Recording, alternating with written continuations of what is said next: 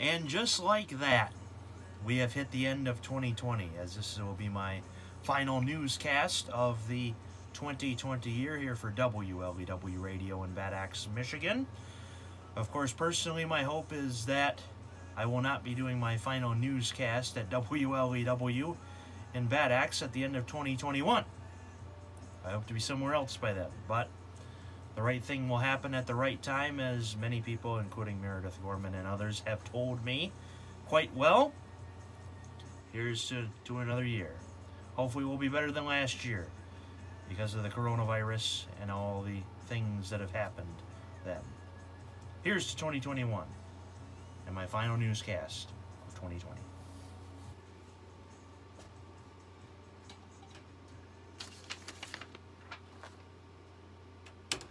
You're listening to AM 1340 WLEW Bad Axe.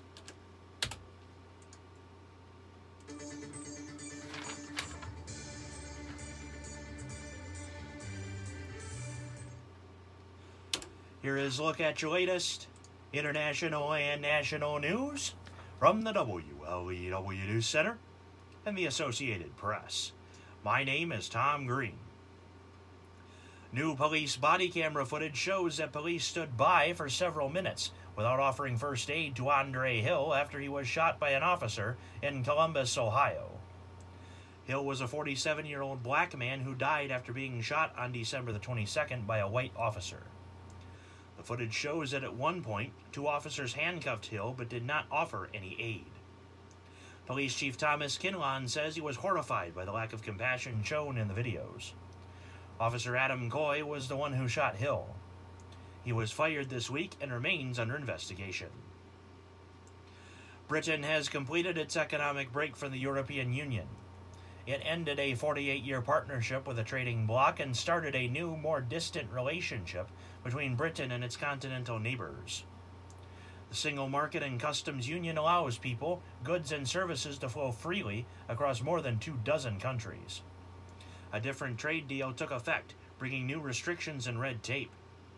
Britain left the EU politically almost a year ago, but remained part of its economic structures until the end of 2020. Microsoft said on Thursday in a blog post that hackers tied to a massive intrusion of dozens of U.S. government agencies and private companies sneaked further into its systems than previously thought, although the intrusion does not appear to have caused any additional harm. The company said the hackers were able to view some of the code underlying Microsoft software, but were not able to make changes to it. The last surviving member of the three singing McGuire sisters who topped the charts with several hits in the 1950s has died. Phyllis McGuire was 89. The lead singer and younger sister of Dorothy and Christine McGuire died on Tuesday at her estate in Las Vegas. A cause of death has not been released. Known for their sweet harmonies and identical outfits and hairdos, the McGuire sisters earned 6 gold records for hits, including 1954's Sincerely and 1957's Sugar Time. They were inducted into the National Broadcasting Hall of Fame in 1994. And President Donald Trump has delivered a year-end video message after returning early from vacation, highlighting his administration's work to rapidly develop a vaccine against COVID-19 and rebuild the economy. Upon his return, Trump released a video hailing America's quote-unquote grit, strength, and tenacity. He called the vaccine a quote-unquote truly unprecedented medical miracle and said it would be available to every American early in 2021. Trump says, quote-unquote, we have to be remembered for what's been done. That is Look at Your International and National News. Stand by for Look at Your State and Local News. COVID-19 has changed everything for the children of the world. Since the earliest 2020, man. Pandemic, we've been really, that's most of what we can all say about this year. But I made it. I made it a full year in full-time radio. I made it a year, and hopefully a lot of you enjoy my news and funny bits on the radio, and hopefully it will get me back to sports soon. I'm just hoping. Time for State and Local. Furnished by Save the Children. And now for Look at Your State and Local News. The Michigan State Police Flint Post and Flint Police are investigating a shooting that occurred on Thursday afternoon. At 1:27 p.m., Flint police officers responded to a call on the 2700 block of River Ridge Court for a shooting.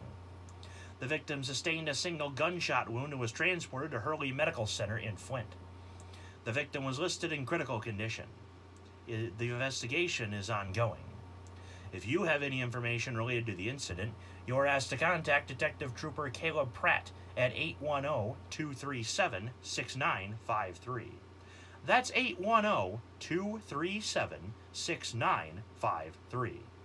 Or if you wish to remain anonymous, contact Crime Stoppers at 1-800-422-JAIL. That's 1-800-422-5245. And Huron County Sheriff's deputies are investigating a fatal shooting by armed intruders on Wednesday night in Verona Township.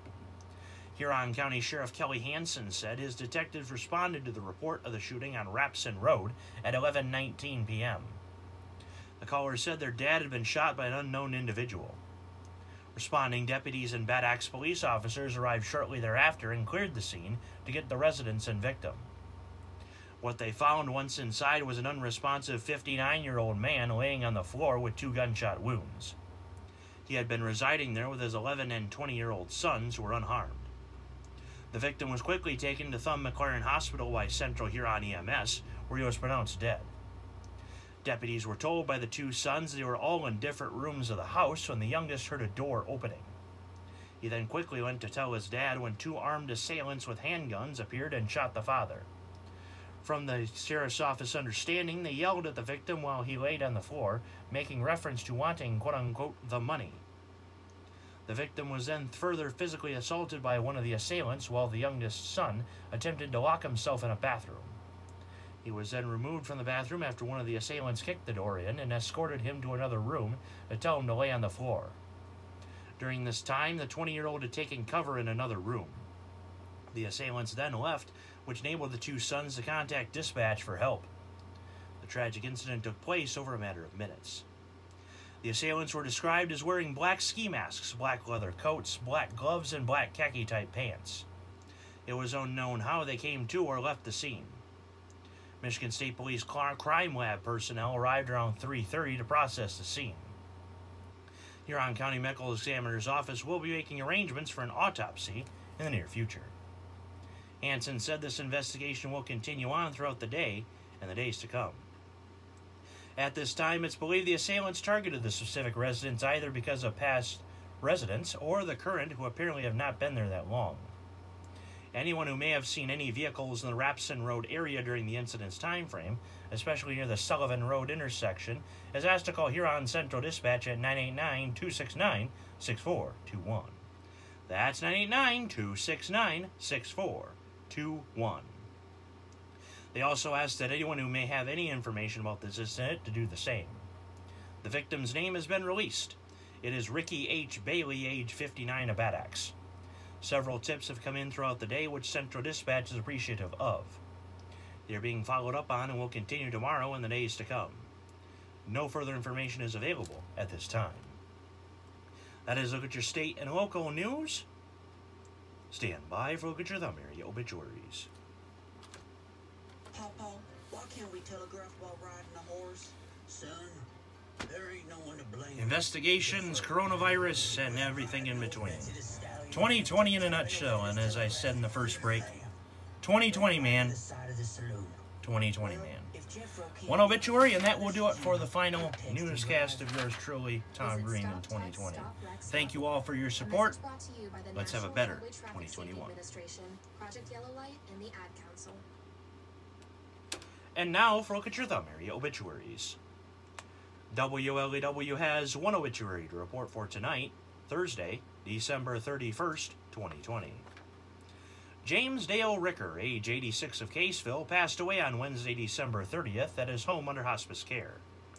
Private funeral services for James Dale Ricker will be held at the Champaign Funeral Chapel. Interment will be at the Grant Township Cemetery. My name is Tom Green, and for the latest Thumb Area news anytime, you can go to thumbnet.net.